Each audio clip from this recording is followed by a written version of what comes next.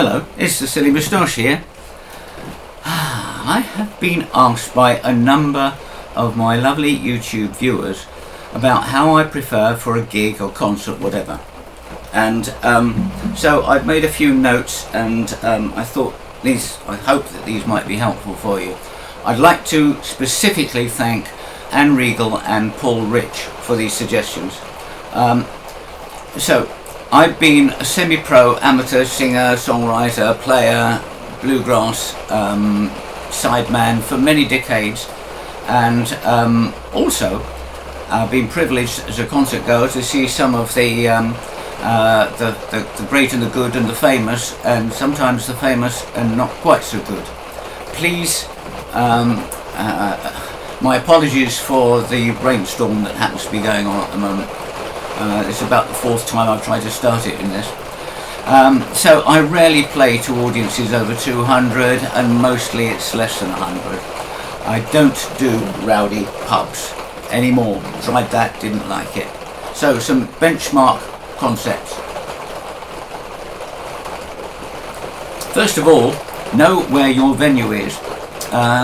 Do your research on Google Maps or whatever about how you're going to get there, work out where you're going to park, and arrive in very good time. Better to be half an hour early than 10 minutes late.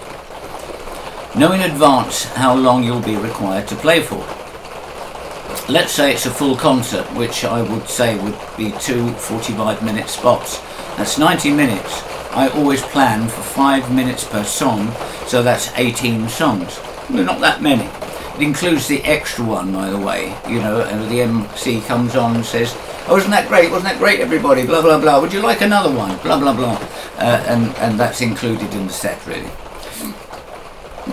Learn as much as possible about the venue, the type of audience they might expect, and the organiser, and of course the sound man. Have a clear understanding about the payment arrangements, and agree in advance what you will need before, during and after your performance. I'm not talking about green rooms full of champagne or anything like that. But where will you change? Where will you be able to keep your stuff safely while you're on stage? And what refreshments will you need? I'm pretty simplistic in that. Cool, still water. More about that later. Once you arrive, be able to, or at least seek assistance to bring in all the stuff you need for your performance as quickly as possible, and never lose sight of your stuff. So, also be prepared for organisers, sound men and such to be less prepared than you. Be professional and polite, assertive if necessary, but never aggressive. The professional will always cope. The audience, of course, are the important ones. Performance preparation. Okay. For me personally, I feel that my appearance is important, makes an impression, and I just will always choose a rather bright shirt, nothing ridiculous, but a bright shirt without too confusing patterns on them, and well-fitting jeans and clean brushed hair, as much as I have it. So there we go. And then hydrate. Drink a lot of water before you go on. You're going to be on for a maximum of 45 minutes. So before you go on, have a pee, check your fly, and take some deep breaths. Get your lungs used to expanding and contracting to their full. That helps a little bit with nerves. And you should have nerves. Nerves are natural. And never drink alcohol before a gig. For your audience, it's an event. It's an enjoying entertainment, hopefully. For you, it's a job. The gear.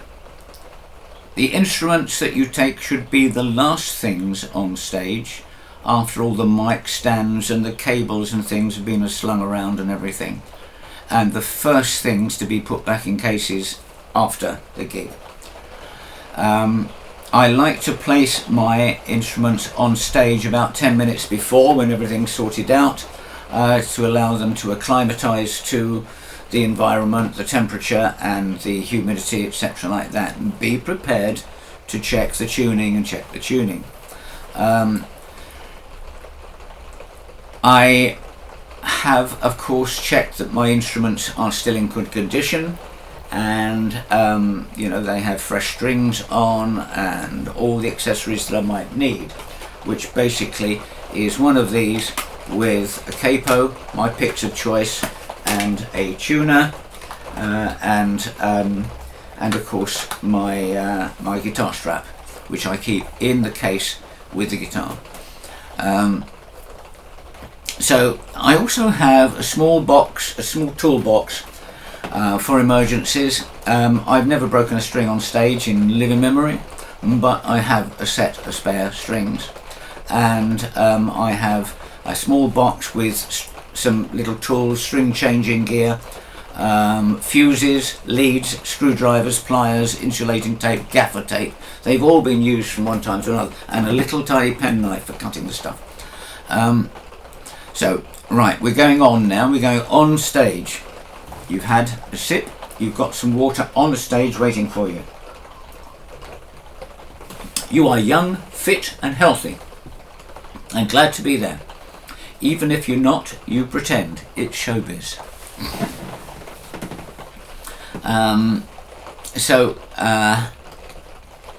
I speak slowly. I look around and I say hi, hello. That's it. Then I get geared up. While I'm doing that, I'm looking in the audience for a few friendly faces scattered around within eyesight. And I'll say a bit more about that in a moment. When I speak, I prefer to use a large condenser mic, and so that doesn't need to be more than about 18 inches away from me, with the speakers way in front, of course. That is my personal style. I prefer this to using leads and plugging in. But of course, if you're going in, of course, the odds are that you will be confronted with dynamic microphones. They have something called a proximity effect, which means if you go as close as possible, as you see people that are, ramming them down their own throats, the proximity effect just doubles up the bass and they get fuzzy. Right? 1 hand's distance is what you need for a clear signal to your microphone. If you're shouting, you can move backwards. That's mic technique. I'll talk about that more perhaps another day. Don't engage the audience in conversation. It wastes time and you won't hear each other. So if someone shouts out, you look at them, smile, nod and move on. You cannot make eye contact with everybody in the audience, but you can give that impression. I said I looked around for a few receptive, friendly faces. I admit, mostly women, and there is this 3-second rule that I cling to. So when I'm playing, I'm relating to my audience. I'm not singing at the ground. I'm not looking at my guitar. I'm not looking at the ceiling. I'm talking and playing and entertaining them. So 3-second rule. 1, 2, 3. 1, 2, 3. 1, 2, 3. 1, 2, 3. It works really well. That person will think they're playing just for you, or they'll get that impression, but so will about 10 dozen people in their immediate area. Right? If you don't like looking people in the eyes, look at their forehead or their chins, if it's too short, 1, 2, 3, 4, it looks like avoidance. If it's too long, it's creepy. Okay, so if any of those people look uncomfortable, then select another. Just move 6 feet away or something like that. Okay, the performance. Note that organisers and promoters would usually rather an act finish slightly before time than overrun. They've got a lot of work to do before and afterwards, and so have you. So let's move on now to how I prepare my playlist. The first number is upbeat, happy, an unusual chord progression if I can, and short. 2.5 minutes maximum. Then the second and third songs are also upbeat but getting a little bit more meaningful perhaps. The fourth song, Time for a Change.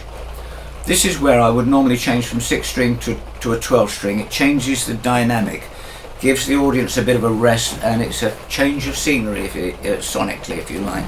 Yeah, and then by that point you're halfway through the first set, 4 numbers in out of 9. Now you can start the 5th one. You can be more profound at this point.